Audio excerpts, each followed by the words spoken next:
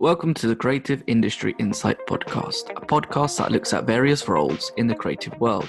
I'm your host, Bobby. Today's guest, costume designer Adam Howe, joins us to talk about his work on the Serpent.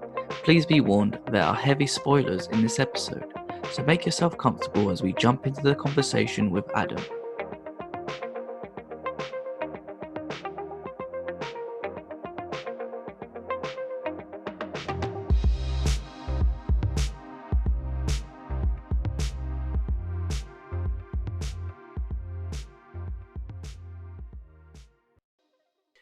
Thanks for joining me today, Adam. Good to meet you, Rob. It was nice to meet you too. I'm very happy that you enthusiastically agreed straight away. I was kind of expected to be made to sweat a few days, but you got back to me straight away, so it was nice and relaxed.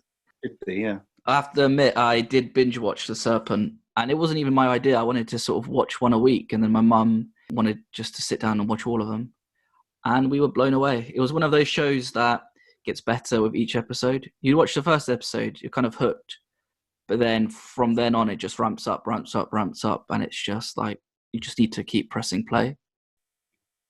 That's good. I mean, it's always difficult to watch. I think to watch your own work, and so the first episode I watched it, and I was just so critical of everything I saw.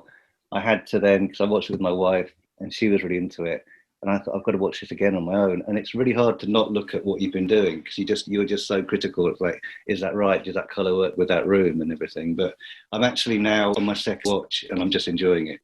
I think we're always going to be the biggest critics of our work. But I don't know, I think the look and feel of the show it looks really cool.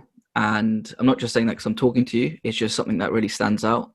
And I think as well, with it being set in the 70s, you probably had a lot of fun being able to sort of design it and really sort of pick and choose of colours. It was a tricky one though, because it is a real story and it is a really grisly story. And there are, obviously we didn't get to speak to any of the intended victims that escaped, but the main characters. I mean, Charles Sobrage was in prison in Nepal. Tahar Rahim I read an interview. He had not the opportunity to talk to him, but he just downright refused because he'd seen previous interviews.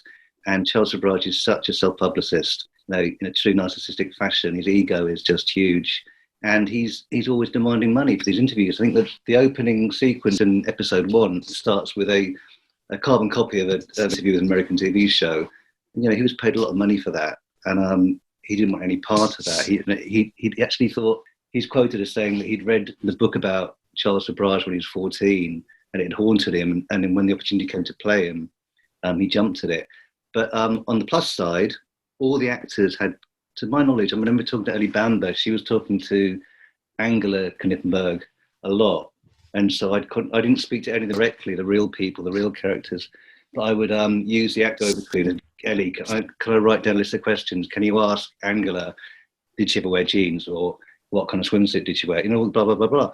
And that was invaluable. So we came back, and plus the absolute wealth of research pictures that Tom Shankland had unearthed. I mean, God, it wasn't hundreds, it was thousands. There were files being sent to me, and you'd open them thinking it'd be like 10 images, and it'd be 200. So we had all things that we could take as a starting point, as a direct reference, the style of Herman Knickerberg, Charles and Marie-Andre, when they first met. Charles was quite scruffy and posing as this kind of war photographer type, and then the kind of transformation, especially as his influence took over Marie-Andre, and she became Monika, and she went from this kind of mousy Quebecan tourist to this sort of glamour purse straight out of the pages of Tatler or whatever. And that was fun to do. We had actual reference pictures. So we had a lot of things, and it was just a matter of filling in the gaps. So, things do make sense. And to that extent, I'm quite proud that the costumes are extremely authentic, which is good, because otherwise it's just guesswork and people would say, well, she wouldn't have worn that, or, Charles wouldn't have worn those, whatever. But it's that was gold dust, really, to get those reference materials. You mentioned that you received a lot of sort of reference pictures. Was it harder knowing that you had to sort of replicate what they were wearing, or was it a case of, this is my reference point, I can sort of take what's real life and sort of mold it into something a little bit more cooler and not stylish, but like more in your sort of image, for lack of a better word? It wasn't. I mean, it's quite. It's unusual because we're talking about real people, and we're replicating some reference images. But the images I had, I mean, they were so seductive. I mean, I'm so seductive, but they ranged. I mean, the things that Tom sent me, especially with Charles, they ranged from the grisly to the downright pornographic. I mean, it would make you blush. Some of the images of Charles Surprise lying naked on the bed. It's kind of like, what the hell are you sending me, Tom? But that was important because he gave you an idea of his whole narcissism, and about his ego. And to answer your question, so, I mean, with anything, for example, in a similar era, I worked in a film called Northern Soul, and it's fictitious, but we had a wealth of reference pictures of people. We had a Facebook group, and people that were involved in the Wigan scene and Blackpool and Sheffield, they sent in pictures. It was gold dust. So we could think, Elaine and I trawled through those, and we thought that's what he'd be wearing in this. But in this instance, it was good because Charles Sobrage, he did look amazing. I mean, and Marie-Andre, from Marie-Andre to Monique, I mean, they both looked like an amazing couple. I mean, it's almost kind of on par with Bonnie and Clyde. They had that definite like gangster and mole, or murderer and mole. So it helps if they look good for a start. And then, but also equally interesting was Herman. Herman, who I think just Billy Howell has just excelled, because I think it's probably one of the most difficult characters to play, because Herman, he looks quite boring and he's obviously not interested in clothes, but Billy just nails it. I mean, I know he had lots of chats with Herman, to my knowledge he did, but then going to costume, I mean, I again relayed questions via Billy to the real Herman, what did you wear? And he's almost kind of confused as to why I was interested. I was like, well, I'd wear business suits and the short sleeve shirts and the ties that Angela bought me. Why are you asking? And that's when he said, and the ties that his wife bought him, that was like, right, I'm getting that. Because if you look at we had everything was made to measure. I had a team in Bangkok. I was very lucky in this instance. I had a really good assistant designer, 2 pattern cutters, machinists, and then I would source fabric. And to get someone that dresses as boring as Herman and get it right and make it interesting. So the more boring costume is, the more important the small details are. And in this case, it was obviously the ties that his wife had chosen for him, but also the fact that he wore a vest under his short sleeve shirt. That was you wouldn't do that now, but in the 70s, people in hot countries, they always had a vest under their shirt, I guess, to stop the sweat patches coming through. And little things like that. And then rather than getting suits off the peg, we'd measure Billy up and get him so the suits were just right. Because Charles is basically the epitome of cool, with whatever he's wearing, the colours that are associated with him. And then Herman's clothes look very stiff and like, I think it's like a polyester feel to them. Yeah. They're just that sort of, he's dressed for the wrong occasion in a hot country. Well, that's the interesting thing though, because all the diplomats and the embassy officials, it was de rigueur to wear the business suit, and it's the different countries. The Dutch embassy, they wore slightly different. So the British embassy, or like the Belgian guy was in linen, the Americans, as you see later, are in like a seersucker, and but all in a very sort of standard business suit way. And that's what they wore. Even when it was really hot, you had to arrive in your suit. And you see this still. If you go to Hong Kong, or you go to Singapore, or you go to Tokyo, the businessmen, even when it's like 40 degrees, they're wearing the business suits with with a vest underneath their shirt and tie. It's just what they do. I was listening to an interview as well that you did on the BBC, where you actually sourced a lot of the costumes yourself. You had them in sort of like your workshop in the UK. In a weird way, did you feel like you were kind of not necessarily born for the role, but you were already prepared that you knew exactly how you wanted everything to look?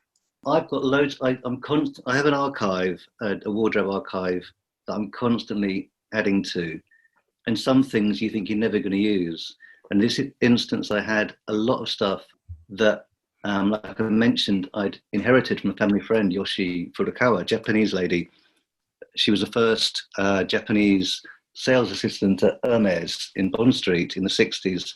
And she worked there until the 80s, and she passed away 2 years ago and left me all of her clothes. And she had the most amazing, I mean, you can find like 70s clothes. You go to Angels, a costumier, or any costumier, and they have your bog standard like 70s section.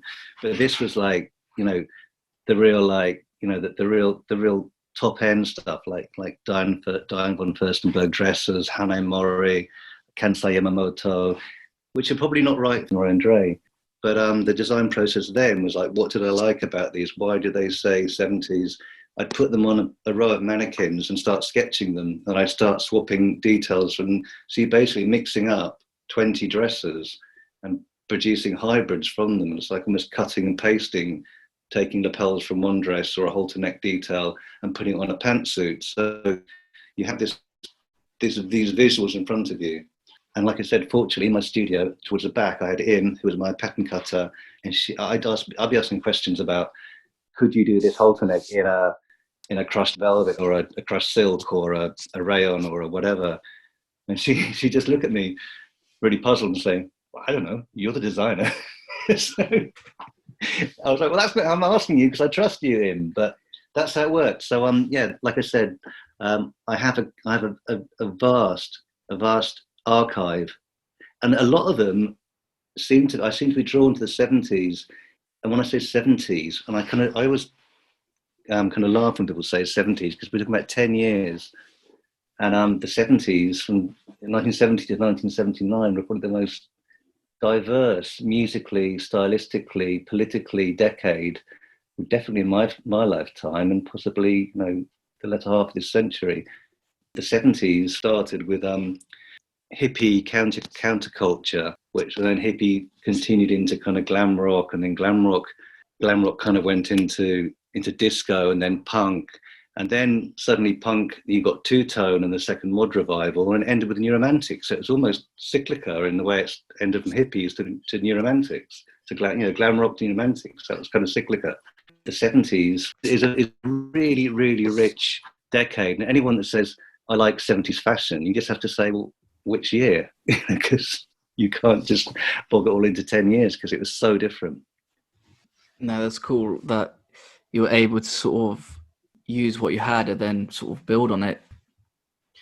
You're saying that you'd have like hybrids of dresses from various designs.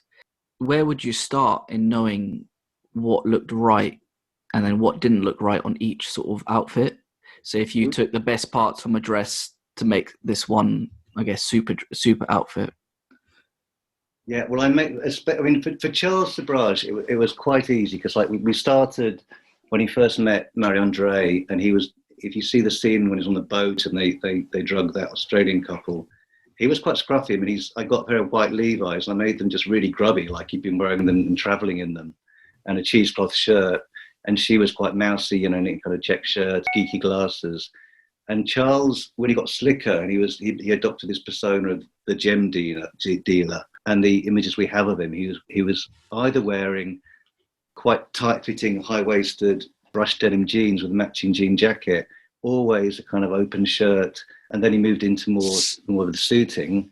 He was quite easy. So once we measured Raheem up, and we got a good block, so we decided on the lapels. You know, I actually took my 70s stock of some really classic suits, and I got the tailor to take them apart to see how the shoulder pads were set. They had a slight rise on the shoulder rather than just a droop on the shoulder, and things like that. So we had a kind of block for Charles Sobrage and his suits. We had them made in pretty much every colour, and at fittings we'd see which suited, which worked on him. And I'd be taking them to see Francois Nabat, the production designer, onto his sets to see, you know, because I'd be, Francois, you have to see this suit. It's in a mint green or a turquoise blue. Will this work in Cannet House in his living room? Because I hadn't yet seen what colour coordinations they're having in colour of the sofa and the curtains and blah, blah, blah. We had a lot more than we actually used. And the same thing with Jenna, with Jenna's character, Marie-Andre. We had so many fittings with her. And it would go in. I'd be going in with unfinished garments and pinning them. My assistant would be pinning them, so it'd be very, everything was bespoke. But some things, which looked amazing, we didn't use because they just weren't right. They weren't right they were too much for a scene, or they weren't enough for a party scene, or they didn't go with the colour scheme that Francois had decided, or they went with the colour scheme that Francois had picked for Cannet House, their living room. But when she walked down the stairwell, it wasn't right with that lime green wall or whatever. So there's a lot of stuff that's kind of wasted. But it wasn't wasted because it's a process of elimination, isn't it? What works and what doesn't. So nothing you've made is ever wasted. If something she didn't wear, we just alter it, make it shorter, and we shove it into the crowd, because the crowd scenes and the party scenes, you always need 70s dresses. So we just make it unrecognizable as a Marie-Andre dress and turn it into a Hong Kong hostess dress or whatever. It's recycling stuff. Did the actors ever turn around when they're on these sort of sets of extras to say, like, oh, hang on a second, I was wearing that on a fitting last week? No, because it doesn't happen. No, oh, okay. We're careful about that. Although there was one thing. I with RJ, who plays Charles Barge's sidekick, played wonderfully by Amesh. And Amesh was brilliant because he was just out of drama school. It was his first audition. And he landed the part RJ, and he just nails it, and he's so good. But he was really interested in what I was doing, and he found some really old, I don't know, it was like a pop video or something, and he came up the next day and was like, Adam, this is my shirt. And I was like, that was never seen. It wasn't, but no, it was the same shirt, but it was used on an extra in something like I don't know, God, what was it? Something like a Baby Ford video from the 90s or something. He'd found it. It was amazing. He dug up this thing, and it was that actually got me worried. I thought, I'm never going to use anything again. But yeah. Yeah, that's quite cool though. He's the guy who plays RJ as well. I can't believe that's his first role. He was fresh out of drama school. He's brought up in Australia, and he went to drama school in the UK, and he's up for an audition. And he got it, and my God, did he nail it? He can just go from like puppy eyes to like psychopath eyes, literally in the blink of an eye. I mean, I was really impressed. I mean, I think the casting was amazing. I think hats off to the casting director, and that makes it a lot easier for me. It can be really difficult, and I have worked on productions where the casting hasn't been great and people have been miscast. And it's a real struggle. But with, especially with Charles, once we got, it's tricky because, obviously Tahar Rahim, he's French Algerian, Charles Sabraj is Indian Vietnamese. So they've got, they haven't got exactly the same kind of ethnic background, and they are different shapes, really. For example, with the glasses, because the glasses are a big thing with both Marie-Andre and Charles Sabraj always had these big glasses. Charles Sabraj, the real Charles Sabraj, could have given me his glasses as a present, and I'd put them on Rahim, and they'd look nothing like they're on. It's like if I wore your glasses now, they wouldn't look anything like they do on you. It's face shape. It's crucial. So it really helped that the casting was bang on. That's why I was so happy with Billy Howell playing Herman, because I was just thinking, who the hell was going to play Herman Knickerberg? And he was gold. It's the accents and everything as well that people pull off. Because my dad has worked with a lot of Dutch people, and he said that Herman's accent's spot on. Yeah, and just it's the same with like Gemma Coleman's as well. I don't know. It's one of those sort of shows where everything kind of falls into place nicely and works out well. But when you're talking about casting, you'll have them in for fittings and everything. And as a costume designer, you do play a sort of part in developing their character. Along with, they'll develop the mannerisms, facial expressions, but you're also adding to that sort of like clay with costumes. What were like the fittings like in terms of like when you're sort of putting the outfits for various sort of scenes on the character and then stepping away for a moment and seeing them kind of come to life? It worked really well, but what you can be quite mindful of as a costume designer, because you could have these ideas and they're your babies and you're so proud of them, and you expect the actors just embrace them and say, oh, wonderful, I feel like Marie-Andre. And if they don't, you have to respect that, because you're giving them essentially a tool, a prop to use to nail that character. And sometimes maybe it's one color or one thing that just Jenna didn't like, and she said it's not Marion Dre. And I disagreed. I said, no, it is. And then in the end, I thought, hang on, I'm not just have an argument with Jenna, because she's wonderful. I got on with really well. But you have to thrash this about a bit. And I thought, hang on a minute. Ultimately, the decision is hers and Tom's, director. And so long as they give you a valid reason, if an actor gives you a valid reason, and I've worked with, a lot of people. I mean, I worked TV drama with Amanda Redman, and she was so adamant about everything. And she was right. When I thought I had this idea, and then she contested it. And the same thing, Jenna was right. The other one, she'd come up to me and say, this was perfect. But you do get, in the past, I've had actors are funny at fittings, because, or especially when you first meet them and you've got 12s, whatever, to try on and get the sizes. Because when you meet an actor for the first time, they kind of, sometimes they're excited, but generally they're kind of really cagey, and they don't really give you eye contact, and they're thinking like, what the hell is this guy going to make me wear? And it's something you just have to get used to. But yeah, like I say, you have to respect if an actor can give you they have a valid reason, it's fine. But you do get actors sometimes who just say, I don't like it, and you think, well, what don't you like about it? I don't like it. And you think, well, do you think Elijah Wood liked his Hobbit feet? I mean, come on.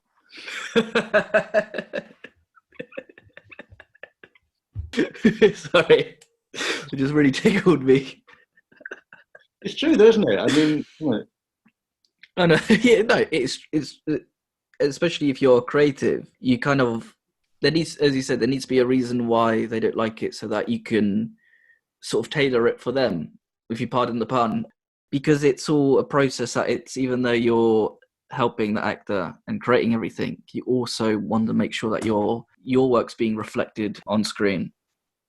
Yeah, no, absolutely. It's generally, I mean, the good actors they're generally pretty smart people, and if they've researched a character, they will have something, and if they want something, they can generally vindicate why.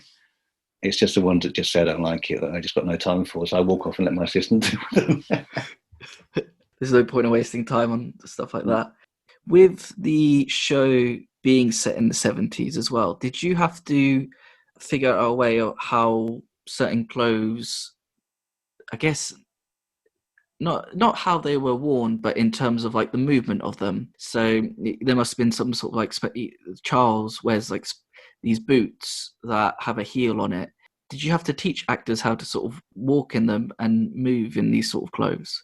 No, but okay. Firstly, the movement. Yeah, it's really, especially. Actually, I was going to say, especially when it comes to things like Marie Andre's outfits and stuff. But actually, it's anything. I mean, I studied textiles, so I've always had a fascination with textiles. And sometimes before I even make a toile or make a sample of it, I'll take the fabric to the production designer, in this case Francois, and I'll be, if I'm raving about it, and generally, and I'd show Tom how something moves.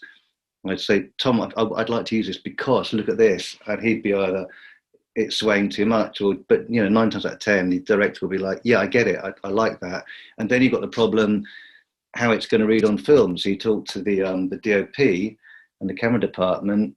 Is it going to be too much, or is it going to interfere? Will it read badly on film? So there's a lot, you have to it's something you have to be aware of with different departments. But then even going back to Tahar, Charles Sabrage, yeah, and RJ actually. So RJ had these cowboy boots. He'd never worn cowboy boots. He was, in his own words, being an Australian, he's like, I'm just used to thongs, And he got into it and he learned to walk in them. And because if you've never worn heels, if you're used to trainers or flip flops, it feels really odd being elevated by 3 or 4 inches.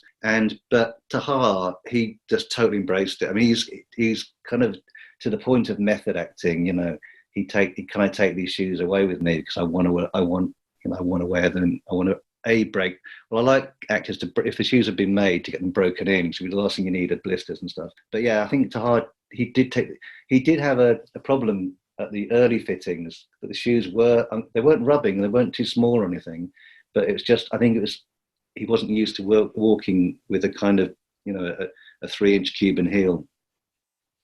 I guess wearing clothes, it could be the simple part, but it's just the sort of footwear and making things comfortable. because I have no experience wearing a Cuban heel, and how people can sort of just sort of, they look like they're gliding on screen because they just, I guess there's also part of the characters that they look cool and that they have that sort of look about them. But what I'm curious about as well is, what was it like working out on location in Asia compared to working in the UK? Yeah, that's a good question. I was fortunate because where are we? The two previous jobs I'd worked on, one was a drama series set in Sri Lanka, and one was a feature film called Monsoon, which we filmed in Vietnam. And I got some really good tips. The first one was in Vietnam, and because obviously with the sweat patches and everything, if you have a shot of the guy leaving the apartment and he's not sweaty and he gets sweaty walking down the street, and then you cut and you've got to do it again, you need to sort out how to get it back to a dry shirt. But Uniqlo did this thing called airism, and so you actually wear an airism vest or a long sleeve t-shirt underneath the shirt or whatever it is, or the jacket, and airism doesn't let the sweat through. It doesn't. It's weird. It keeps you dry and cool, and that's like a massive tip. I didn't believe it. In fact, the actor Henry Golding, who played Kit in Monsoon, he told me about it. He lives in Singapore, and he said, "Yeah, I wear one of the Uniqlo t-shirts underneath." And I was thinking, you want to wear a t-shirt under a shirt in this 38-degree heat? He was like, "Trust me, they work." So I just bought up as much airism as I could, and it works. It's a great tip for costume designers, I think. Because I can imagine it being like infinitely just polar opposites. In the UK, it's just constantly grey, cold. You need to make sure you got the hand warmers, whilst out in Southeast Asia, Yeah. to make sure you have the Yeah, fans on and everything. the fans, but there's sometimes you can't. I mean, there's the scene in the Serpent. I think it's on episode 3 when IJ goes to the kind of the hashish bar with the cinema. They're watching a film, kind of a little set up cinema. That location, there were about 25 actors in there, and there was no air conditioning and only a limited space where you could fit a fan, and it was absolutely stinking. I mean, it was so hot, and that was actually more of a task for hair and makeup, because so constantly going in, and the hair was just dropping, and because it was set and it was lit quite dimly, you didn't really, the outfits were fine. I think it's that when close-ups to RJ, if you just, it's a problem. But thankfully we're professionals, and we have, we can deal with it. But it's not ideal, and like you said, that prior to going to Vietnam and Sri Lanka and then Thailand, I was shooting the Shane Meadows, The Virtues, up in the moors in Yorkshire outside Sheffield. In the winter, and then in Ireland when it was just like pissing with rain, and constantly having to change Stephen Graham's jacket because it was wet, and we had to cut and go to, we went from that, it was from the sublime to the ridiculous, really.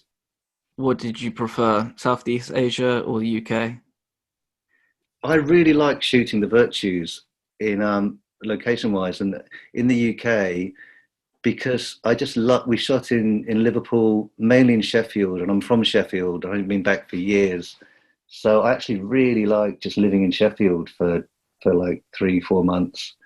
And then, Liverpool was always a great city to shoot in. But, obviously, yeah, Thailand's great, but you just don't get, I know everyone says that, you really don't get to see, you don't get free time there, really. You're shooting 6-day weeks and 15-hour days. So give me Sheffield any day. The series has 2 directors. What was that like, sort of working with 2 directors over the series? And was there any sort of a lot of discussions about how each director wanted stuff to look slightly different, or was it always sort of agreed early on that this is the color scheme, this is what we need to go for, and this is the look that we're going for? No, well, I think that was quite easy for me, because I just did the first block with Thomas Shankland. So I went over and did 2 months designing and sourcing fabrics and talking to the crowd people and everything. And I shot the first block with Thomas Shankland. So I didn't shoot with the second director. I'd finished when Tom finished.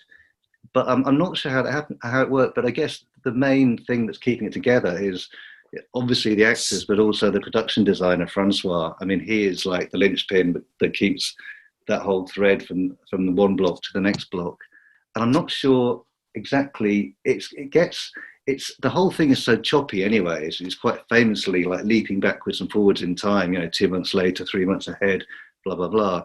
It is quite a choppy edit and everything. So it seems to work. I mean, I think that's a conversation that would have been had between Tom and the second block director. Even if they were doing certain episodes that went backwards in time, were you still involved in that sort of stuff? And was your sort of like costume scene then? Yeah, I mean, look. Do you know what? Looking at the because obviously I've read the whole script, and there will be some. Sometimes I forget which ones because I'm thinking there will be scenes that Tom shot. I mean, an editing nightmare. But you just take it as a whole, and by the time you've shot the first block, I mean, I'd say there's got to be 90%, 80% of the costumes already done. The continuity obviously carries over into the second block and the second director. So a lot of those will be a continuity issue. No, I would not want to be involved in that. Oh God, no. All that back and forth. What was your favourite outfit, would you say, that you designed? That's a really good question. Oh God, no, it's easy. That's so easy. This is something going back to I was talking about my archive, my 70s archive. There's been a specific jacket in my collection that I've never managed to get in, and it's one that RJ wears quite a lot. And he generally with a check cheesecloth shirt and his bootcut Levi's and his cowboy boots, but it's a brown and tan suede bomber jacket with. They're called budgie jackets. They're called budgie jackets because they were popularized by Adam Faith in the 70s drama series Budgie, where he plays a detective. And it's an iconic piece of 70s fashion that you very rarely see unless you're looking at old images from the Sweeney or from Budgie or something like that. And I've been trying to squeeze that into one of my films. I've had this jacket for ages, and I thought I'm going to get that in. It was just when I put it on RJ Amesh, I was like, man, that jacket is just so RJ, and I'm really proud. He wears it with a big row of amber beads and his cheesecloth shirt and a budgie, a suede brown mustard and tan bomber jacket with big spoon collars. It's iconic, and I love it. So, how long do you think you held that jacket on for? Must it be a couple of decades, maybe? Or no, I got it originally. I think I got it for Northern Soul, which is it's only about 6 years ago. But 6 years is quite a long time when you keep looking at it every time you go back to your studio, and it's hanging there because I love it so much. And it's like, I've got to get the jacket in. And it just, in fact, I almost didn't pack it with my stock for the Serpent because I thought that's going to be too hot to wear in Thailand. But then looking at a lot of these archive reference pictures that Tom sent, some people were, especially people that have been living there for a while, and especially you see it a lot in Tokyo. A lot even when it's totally hot, people will still wear a heavy denim jacket. So it worked. It fitted totally. Yeah. I guess that leads me on nicely to the next question. What was the hardest costume to make or source, or even to sort of license in a way? Yeah. Ooh, the tennis scene, that was quite tricky because I had sourced a lot of really, really tasty 70s tennis wear, like Archive, LS, Fila, Adidas, and I think there were problems there with there was a girl that just dealt with clearance, and it was quite tricky to get clearance on things. I think Fila was almost impossible, and that was really, really annoying because it was Fila was such an iconic 70s tennis brand. I mean, Bjorn Borg was sponsored by Fila in the 70s, and it would have been to get a Fila tennis outfit in. But then you look at it and you only see the tennis outfit for about 10 seconds. So, that's it's probably just as well, I guess. What about like the police costumes and everything? Were they easy to sort of gain licensing over? That's an interesting question because that was a big stumbling block we came up against, and the Thai production. I was talking about the police uniforms, and they were just saying we can't actually use copies of Thai police uniforms. And I was like, well, why not? It's like saying, imagine shooting an episode of Line of duty. You say you can't use police uniforms, or like the bill. And I think, well, surely you can. And apparently, no, it's because this is what I heard from the Thai production, is the Thai police weren't entirely happy in the way they were portrayed in The Serpent. It's not that they were corrupt or not, it doesn't even hint at that. It's just that they were totally not interested in helping out Herman Knickerberg, solve or assist him in finding out what happened to these two Dutch tourists. And so they didn't take too kindly. And so obviously we had to have Thai police. So it's just weird. I had to design everything. So I'd look at pictures of Thai police and how they changed from present day to the 70s, which was not a lot. It's still like short sleeve shirts, blah, blah, blah. But we had to make it a slightly different brown, like less of a tan and more of a kind of musk brown. And the police badges, we had to take the tiger off the badge and replace it with a dragon or so. It's a nonsense, because obviously when you look at the Serpent, they're Thai police and they look like Thai police. But if you're obsessive about uniforms, you'd be like, there's probably some Thai guy going, I didn't wear that in the 70s. But it was that. And then also with the other big one was the cabin crew for all the airport shots and the airplane interiors. I couldn't get clearance on some. I could, Thai Airways I could, but in the big airport scene, the wide shot, we wanted TWA, BOAC, Pan Am, British Airways, Qantas, and it's difficult to get. You couldn't use the badges, so I had to design everything. So what I did was I'd take elements from each. So I might use the British Airways pillbox hat on the girls, but give it a bit of a brim. It looked right, but you were in no copyright infringement with any airline. Just a headache, really, because and I never experienced that before. It was odd to me that you couldn't just replicate them. You'd think that after a certain amount of time has passed, that they would be effectively free to sort of use. Yeah. Because of things have changed as well. They have outfits have changed and uniforms have changed. Yeah, it's that's what you would think. I mean, well, the police, I got it. Why the police? And apparently happens with not just a Serpent. I think shooting in Thailand, there's something about, I don't know, but and I read between the lines a bit, and it was because the Thai police don't come out very well in this, really, just through their being very unhelpful towards any kind of assistance. They didn't want to know, and but just say, it didn't really work in their favour if that's a reason, because when you look at the Serpent, you just see Thai police and you don't think anything else. You talked a lot about designing for crowd and everything.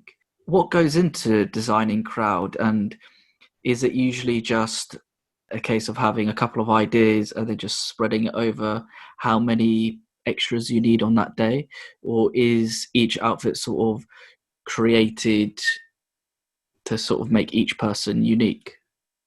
That's a really good question, because crowd is something that I think is so important, because no matter how good the principal actors are, if the crowd don't look authentic, it's going to let the whole production down.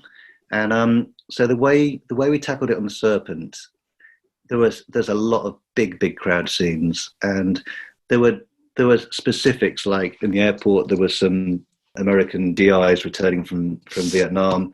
There were some families, there were some hippies. There's a whole mixture, like an airport. There's a whole, the whole mixture of pond life, basically. So that's we went on 2 massive buying trips. All the markets, secondhand. There's some really good secondhand clothing markets and vintage markets. And one of them, I was told it's the biggest one in Southeast Asia. It's about the size of 4 Wembley stadiums, and it's a 4-hour drive from Bangkok, right on the Cambodian border.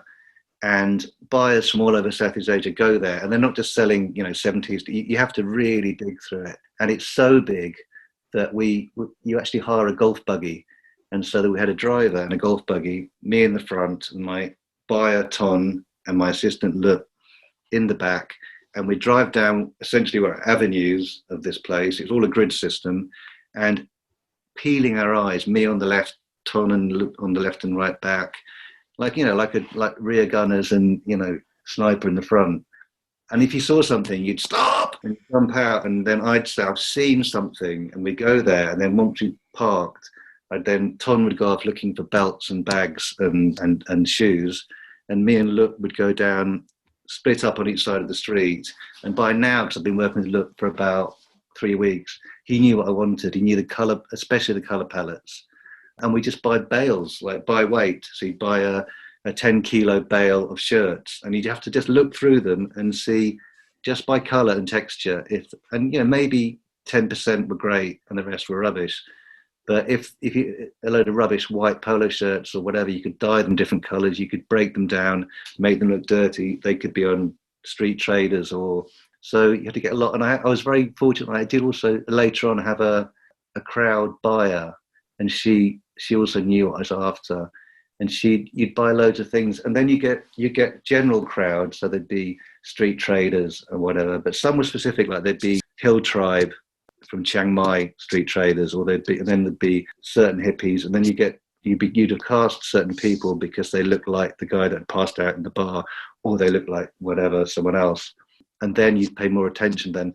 And things like the pool party scenes, I'd get everybody dressed, and I'd be.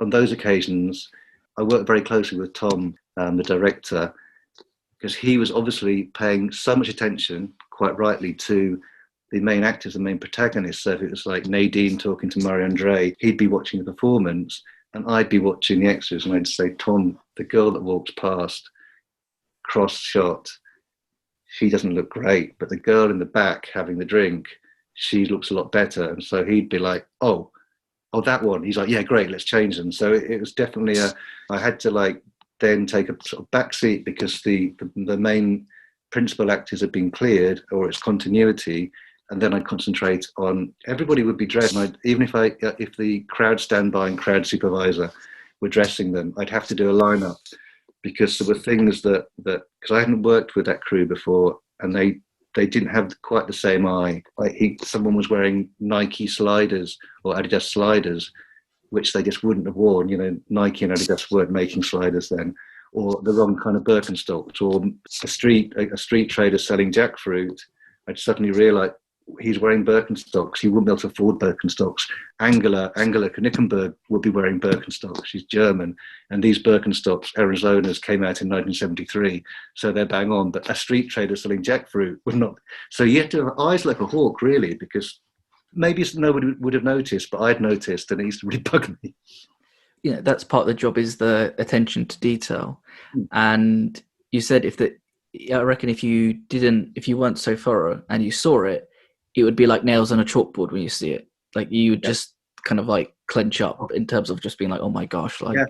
Yeah. But it wasn't just, do you know, the another thing that I hadn't anticipated, the casting of supporting our actors or featured extras was obviously crucial, but general crowd, it was really hard to find casting Westerners. I started my career street casting, and I'd go out in Bangkok, and I'd see people in the street and like, he's great. And I get their numbers. We couldn't use them because they didn't have work permits.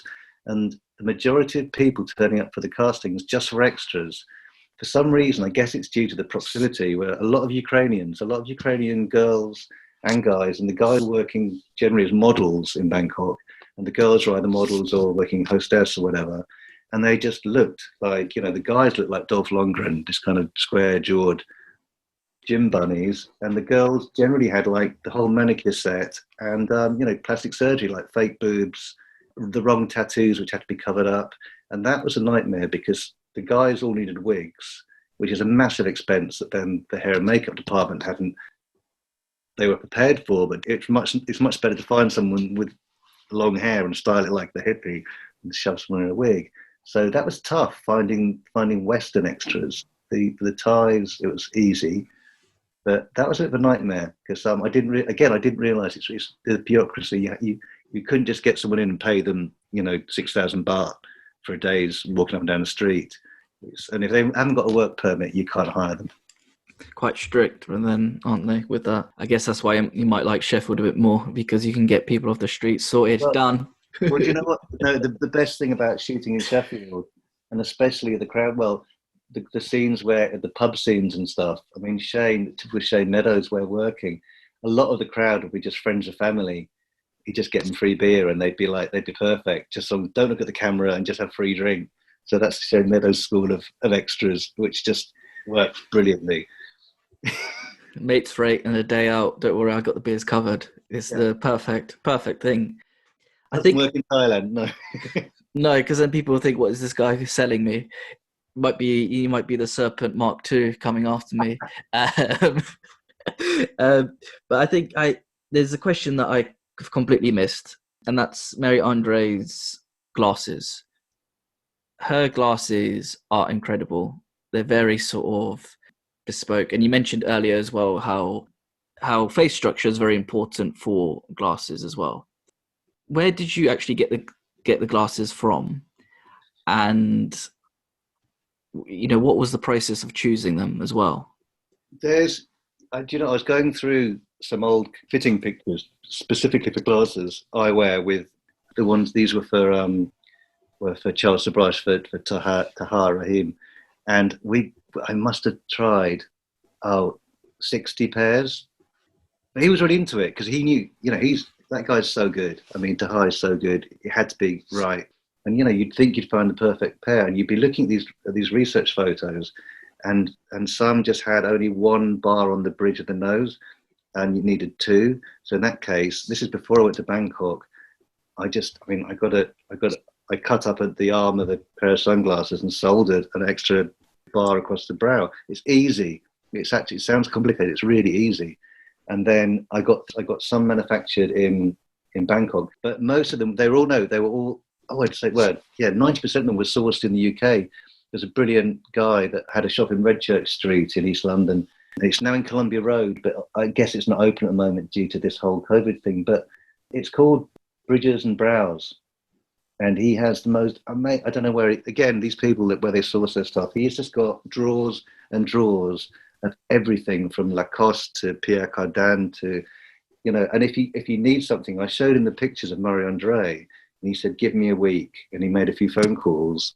And then obviously I didn't see Jenna Coleman until I met her in Bangkok, but I just knew after the fitting with Tahar, this ain't going to be easy. You just think, oh wow, some fabulous, and a lot of female eyewear, the 70s, that big thing, it's quite in vogue at the moment. So companies like Chloe are making it. They always have Gucci, always have like kind of 70s inspired thing. But I got the vintage stuff from this guy with his short Bridges and Brows. He wasn't employed by the Serpent. I just bought a load. I mean, he was happy that I was buying so many. To sell 60 pairs of glasses in one day, that's more than he probably sells in like the whole of the summer. So, but yeah, it's tough. Glasses are really tough because you think you found the ideal pair, and for just some reason, and Jenna Coleman's face structure isn't that different from Marie Andre's. That was a lot easier than Tahar. But glasses fittings can get tedious because you don't really know why it's not working when it's not working, and then suddenly, bang, it works, and you're like, you sometimes take them off and you look at them and say, well, I don't really see how they're not wider, they're not narrower, but it's weird. Eyewear design, yeah. See, I wear glasses, and you're right, you do these sort of scans on your face and they'll give you sort of prompts of what glasses you should wear, or they say, oh, pick up this pair. You pick them up and they just don't look right. I guess when you have a source picture as well, it must really sort of cut down the amount that you can choose from. Yeah, using the research picture, that's then first port of call. That's your process of elimination. But then you think, how many sunglasses did Marie Andre have? Probably loads, and she does change her glasses quite frequently. Yeah, it's a tough one, but when you get it right, it's an amazing feeling. And then especially when I showed Tom, the director, and I showed him so many. He's like, yeah, and you can see him screwing his face up. You're thinking, oh God, this isn't going there. Well, we haven't got them yet. So I was like, I'm going to get them. This is my mission. And then you get the Holy Grail that suddenly appears, and it's a good feeling. It's like Cinderella's shoe, I guess, when you just put them on. Yeah, and it fits like a glove. It's funny. I saw a website yesterday because I was just sort of going through Serpent reviews and things online, and there's one I found. It's there's kind of a magazine. I'm not sure what it was called, but it's a magazine online, and it just said like how to look like Marie-Andre in the Serpent. And it was I said to my agent, like, does this mean I officially made it? But like this magazine are telling, it's saying you can get the same glasses at Etam or New Look. You've got no idea how difficult it was to get those glasses. You won't get the look by going to New Look and getting these glasses and getting the high-waisted trousers from Primark. And it was hilarious. The website is just, but it kind of, I just said to my agent, does this mean I'm officially like recognised as a proper costume designer? That I've influenced high street fashion. Do you ever think about like going on as making a fake name and being like, oh no, do you know what? Maybe suggest something else. Yeah. No, if I had too much time on my hands, maybe. That was actually leads nicely to my next question: is what's the sort of biggest surprise of the reaction to the series? Wow, do you know what? It's the thing is, like we mentioned before at the beginning of this chat, like you tend to be your own biggest critic, and you're never really sure. I knew that especially replicating stuff, I'd nailed it.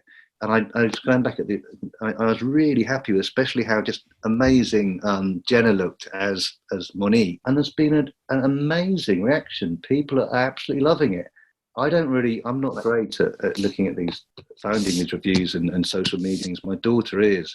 She's just sending me loads, and people my daughter says, she's 25, 26, and that age group are just loving it, which is fantastic, because also the thing is the 70s, I've chatted a bit about that decade that is so diverse stylistically and musically, but that era 74, 75, there's a big danger of it looking comical, the kind of office party 70s theme kind of thing with the afro wigs and you do still see some people get it quite wrong and think, oh, everyone wore flares and Afghan coats and headbands and flowers and stuff.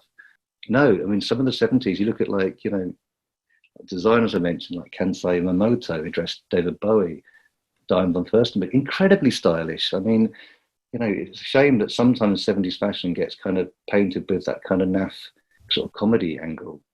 So to get it right and getting a reaction from people in their 20s is very satisfying, yeah. To be honest, I did cheat a little bit in my research by asking people certain questions about the show around my age group and everything and seeing what their reaction were, because it's interesting you obviously have like social media reactions and everything, and it doesn't feel the same as asking somebody or somebody's like opinion that you think of like highly, because with social media it's either somebody can, I guess, moan for the sake of moaning or say certain things, but when you're sort of talking to your friends about it as well, it's helped me a lot in sort of like crafting questions and seeing what they found interesting as well in the show. Yeah, I mean, it's interesting. Like, I have a studio, which is it's a complex of studios with different artists, and right across the corridor from me, there are a group of 4 fashion graduates. And I was just chatting to them. I think I'd lent them a screwdriver or something, but they were saying, what are you doing? And I mentioned the Serpent, and one of the girls she almost fainted. She said, I've just binged it. And she's a fashion graduate. She's doing her own label now. She just said, I absolutely loved it. And I can't believe I'm talking to the guy that designed it. So that was just like so flattering. I mean, I definitely kind of cycled home a lot quicker that night. No, again, like, it's something that, it is incredible. It is a great show, and it's slightly off kilter from BBC sort of shows that they make, because I know they usually do a lot of sort of police dramas, and I know this is like police drama, but it does focus a lot on the killers, and it seems like there's a 50-50 split between the bureaucratic and police side, and then also not necessarily understanding, but seeing the life of killers as well, and being part of that journey into their life. What I found about the story and after reading the script is just how the life of Herman Knickenberg and different embassies is juxtaposed with Charles Sobrage and then the backpackers and the hippie trail.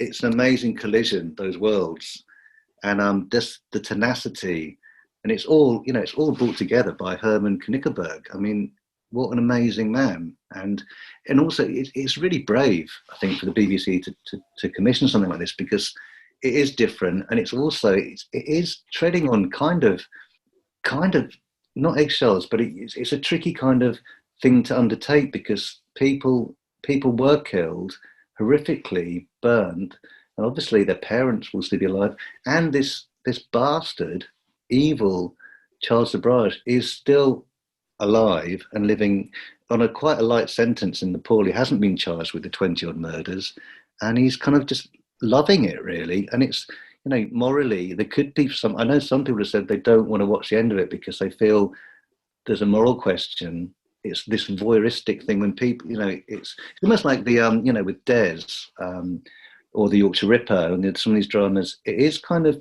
you do have to kind of be aware. I don't think you have to address it, but you have to be aware of the kind of moral implications of making entertainment out of such a subject. But I think that, the way it's been shot vindicates it, and I don't have a problem with it. A neighbour of mine who's about 10 years older than me and did the whole hippie trail said she found it very hard to watch. She's my neighbour. She's not going to say she hated the costumes. She loved it. She's also an actor. She's an actor. She's 65, and she's been in a lot of really good dramas. And she just said she found it quite upsetting because she remembers it. I guess when you have a close association to these things, it does make it harder to watch. And you're right, filmmakers do have a moral obligation, because it's real life. It's people who died in a very horrific way, and you don't want to.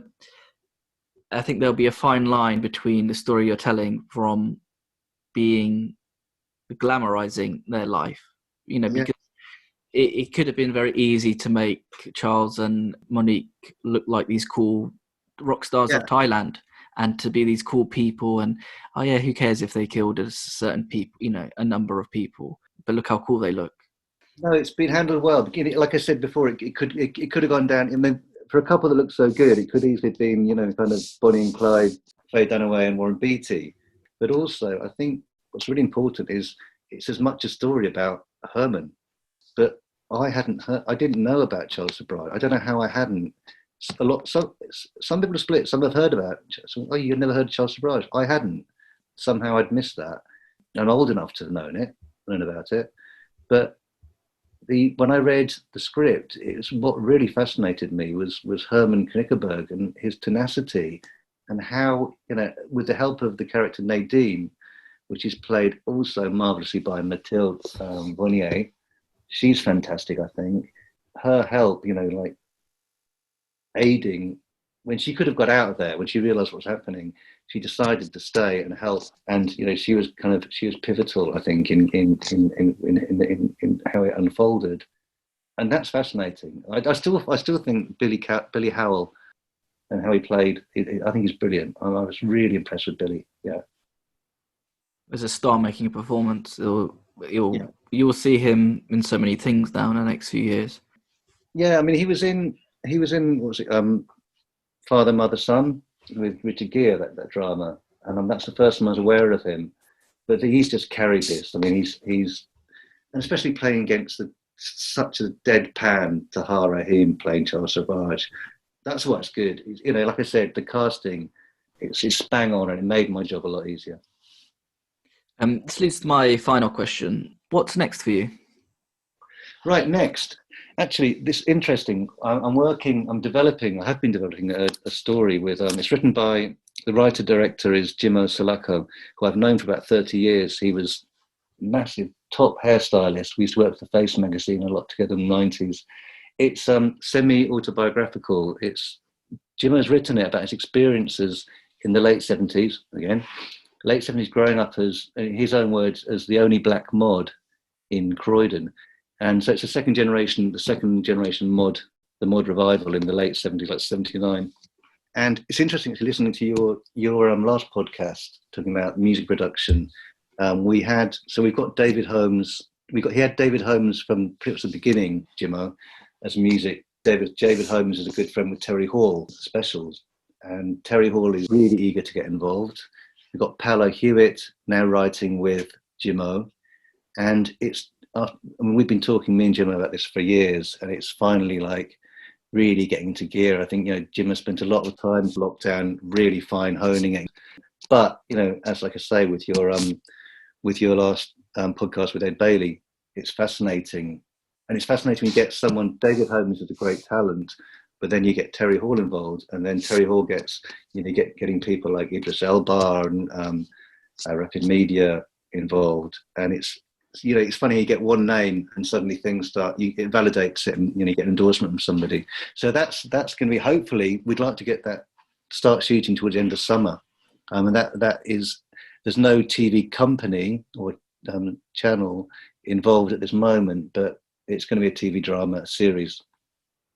No, that sounds interesting. I'll keep an eye out for that. Yeah. Well, that would be called A Solid Bond. A Solid Bond. All right, cool. I'll make note of that. Yeah. Adam, thank you very much for joining me today and spending the time to talk about The Serpent, which is showing weekly on BBC One on 9 p.m. on Sundays, but all episodes available on BBC iPlayer, and I believe it's going to be shown worldwide on Netflix sometime in the spring, roughly, maybe a little bit later.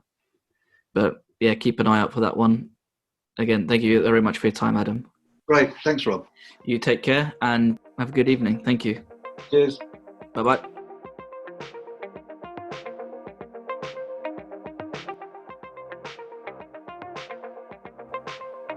Thank you for listening. Please subscribe, rate, and review this podcast.